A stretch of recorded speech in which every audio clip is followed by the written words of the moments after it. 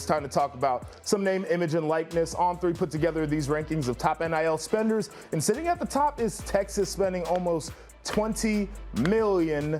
Now, I'll start with this. What's interesting to me is there's been a lot of conversation about my alma mater. Ryan Day a couple years ago said, I need $12 million to get the roster that I want. He's gotten every dollar of that. They're spending it this year. They got some impact players out of the portal. It's the bought roster, right? Like they're trying to pay for the championship. Bought, not built. Right. Folks are talking about that. Nobody said a damn word about Texas and this $20 million that they're spending right now, bro. It's true. It's true. I think, and we're on the same kind of page as this for Ohio State or Texas, right? And I want people to know that you aren't like an apologist for Ohio State spending all that money. You expect them to be dominant and win. Oh, yeah. And the same thing should be expected for Texas. And you brought up a great point when we were talking of like, how long does this go without winning? Right? Because you see a team like Michigan, who we've kind of applauded them on the way they did things as far as, hey, we're not going to pay you much, but we're going to promise that we will win, right? And we'll have older guys that are going to come back and maybe take less money and different things like that. But we're going to reward performance. We're going to reward performance, Yeah. right? You perform well, you will get the money. Yeah. Maybe not as much, but a good amount of money And you're for not a young getting on the college way in. kid. Yeah. And they won a national championship, right? No doubt. And so at what point do fan bases say, why are we giving all this money again if we're not going to win? And then going to a 12-team playoff, I don't think it helps matters because it's a lot more difficult to go get that national championship. No, I'm totally there with you. And I feel like Texas is one of those scenarios too. And like Michigan, of course, I feel like it was all of the... They are working hard to get more money, though. Oh, for sure, for sure. But it was all the inputs, though, because they made a promise to guys. If you come back, we're going to make sure we take care of you. Yeah. And I'm sure Blake Corum was making a good chunk of money out there. And Mikey Sainristil, who was important to that team, was making some good... Like, the guys who came back were getting it. They're not promising dudes money on the way in the door.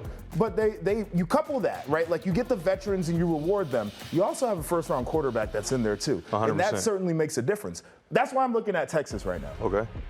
So they got the money. They've been spending it. And you perceivably have that first-round quarterback. You got a guy who's projected to be a first-round quarterback. This is a pivotal year, and they're entering the SEC. It makes it very difficult. They got to play Michigan this year. It certainly makes it difficult. I'm looking at them, and again, not to excuse my alma mater in this conversation, but you brought in one of the best running backs in the country. You brought in a freshman All-American who was one of the top safeties in the country, probably a top 3 safety in the country right now. You got you a veteran quarterback, and the jury's still out, but you got the veteran quarterback you wanted, and because Nick Saban's out the door, you were able to get the young quarterback of the future in there.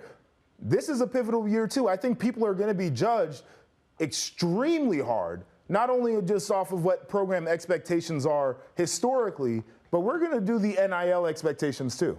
I want to push back on that, though, for Ohio State, and it's weird that, you're on that side and I'm pushing back. Do you give a little bit of leeway? Do you give a little bit of grace because they do not have the quarterback position figured out? I'm just telling you right now, I've seen Will Howell for the last 3 years. Good player, not the person that's going to get you over the hump. And then you have the young guys, and I've already talked to you about how I think Julian Sayin is amazing. Yes. Right? Aaron Nolan as well, super talented. But they're young. They're freshmen. They have no idea what the rivalry is about. Because that's what we're talking about. We're not talking about all the other games. They're going to win those games. Right. But the game that matters the most, you have 3 players, firstly, that haven't been in the rivalry, and then 3 players that maybe just aren't ready for the moment if it wasn't the rivalry anyway. It's always been a question, right? And, like, that's the balance between being a program that recruits nationally and a program that has to give a damn about their backyard is, are those guys going to be ready? My hope and my expectation is there are enough players in that locker room, particular players that came back that have 0 wins against Michigan and don't have gold pants like I do. I'm wearing mine right now. It's a charm that you get for beating that team up north. They don't have any of that, so my hope is those guys have instilled into them how important it is this year to get that victory, because a lot of them came back and it was to compete for a championship. They don't want to be the class that leaves and says, we never beat Michigan.